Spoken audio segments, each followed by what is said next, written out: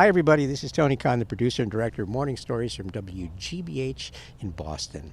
Today, we're speaking to you from the glorious outdoor studio, Studio O, right by our main offices in Boston. In case you have any doubt, ice, snow, yes, slush, cold, and hypothermia. It's Christmas. However you celebrate the season, we all tend to come together on kind of the same message, which is that maybe the greatest gift that we can give each other all year long is togetherness and understanding.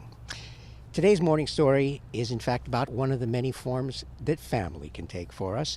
Our storyteller is Adam Pertman, and we call his morning story My Kids. Right from the beginning, when I saw him, this boy who was my son, Zach, I'd never felt anything like it. Love as pure as I can imagine it being. I will never forget it. I can see it in my head right now. It is forever.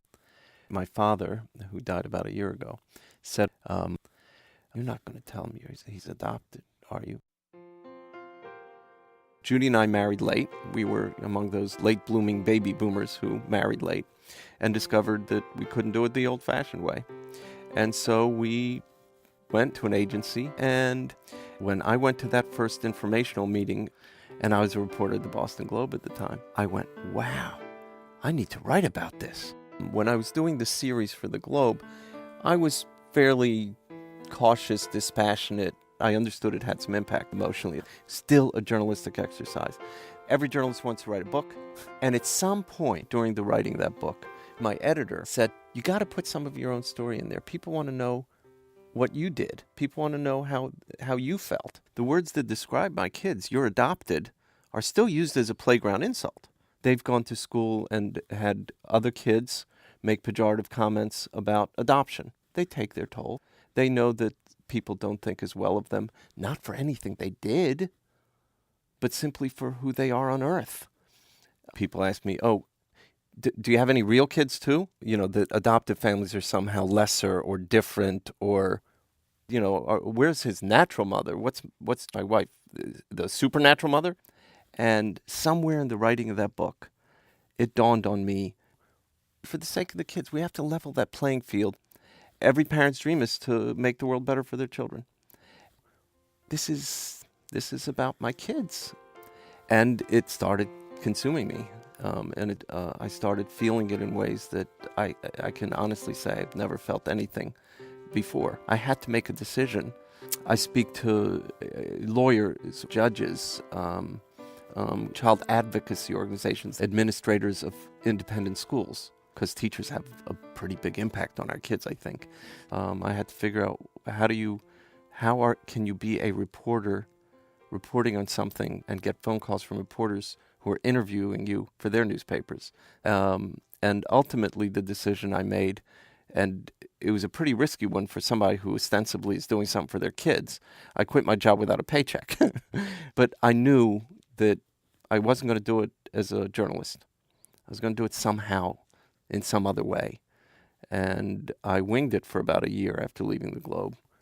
And then this really is, there's a God or a force of nature or something. I got a phone call from the Evan B. Donaldson Adoption Institute, which I knew and whose work I respected and used as a journalist, asking if I wanted the job heading the institute. And I was floored. And for the last 3 years, everything has converged. I mean, I get to do what I care about every single day of the week. The time when I really do know how important it is and how high impact it can be and what a difference it can make for our kids and all their various types of parents, is when I'm speaking in front of a group. When it's about us and our lives and our kids and our families. Human beings sitting in front of you with tears in their eyes saying that their world has changed, that things are getting better for their kids, that they're okay and they're in a secure, loving, permanent place. That makes a difference. That's when I know how lucky I am. Do I miss the biological child I never had? I think lots of people do. And maybe this is me not being in touch with my real inner self. I don't know. But I really don't. Am I curious about what that child would have been? Oh, absolutely.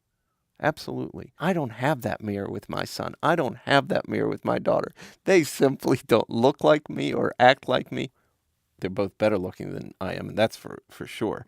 But do I long for that, or do I wish I'd had it instead? Absolutely not. And I am blessed with how much beauty I get in my life as a result of those kids. The fact is that love really does overcome, and all you got to do is see it with your own eyes, and you know it's true. And all you got to do is feel it with your own heart, and you know it's true, because it takes you over. When we first got Zach, I called my mother, and I remember I told her, we have a son. And she said, okay, now you can worry for the rest of your life. Every day of my life, this is what I do. They're not my adopted kids. They're my kids. That was today's morning story, My Kids, from Adam Pertman. Adam, by the way, is the author of a book called Adoption Nation.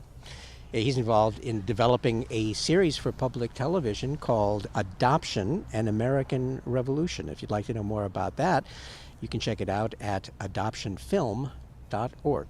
I'm sitting here with the hypothermic Gary Mott. Gary, you've been sitting on a piece of ice, actually. You made the ultimate sacrifice to record this morning. How you doing? Tony, what are we doing? That's a question we rarely ask ourselves. Why start now? We're sitting at a picnic table that's caked with ice For and the snow. authenticity. It's the authenticity podcast. And we got too soft. We were in the studio far too long. You know, Tony, I was walking Adam out after the session, the recording session, and he commented that there's 1 degree of separation when it comes to adoption, and I had no idea what he meant. And he said, well, adoption is just so much a part of all of our lives. Our friend is adopted, a neighbor, a cousin, a child, or we ourselves are adoptive parents. So it's become part of the fabric of American society. In fact, this time of year is an anniversary, and for my wife and me, it'll be the 19th anniversary of our adoption of our son Andrew from Mexico. We came back from the city of Guadalajara in the middle of a Boston winter with our new son. But every adoption and its particulars is different. And in this case, in order to do an adoption for Mexico, we had to get our new son his official adoption papers from a Mexican court. And we also had to get him a green card so that he could come to the United States. And there were times when my wife, Harriet Reisen, and I would be sitting in the hotel room wondering what was going to happen next. And while we were there, she, just to let the whole world know how full her heart was and how much hope she had this was going to turn out well, she wrote a lullaby called Here in My Arms, which we had a good friend of ours named Jeannie Stahl record later. And so for me, that's my Christmas carol, Here in My Arms. Listen, it's not getting any warmer out here, so Gary, I think we should give ourselves the holiday gift of getting back inside where it's warm. But we just want to wish all of you a very happy holiday season. And if you're looking to do a little traveling on the web, we also suggest you check out one of our favorite websites, Ipswitch.com, the home of our sponsor for these podcasts, Ipswitch, a leader in file transfer software, IPSWITCH. And if you have some free time over the holidays, and who doesn't, check us out online at wgbh.org/morningstories and send us an email while you're there, morningstories@wgbh.org. Come back next Friday. You'll find us here. See you then.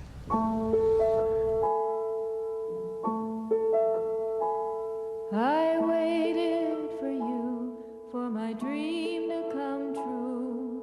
Now you are here in my arms. Now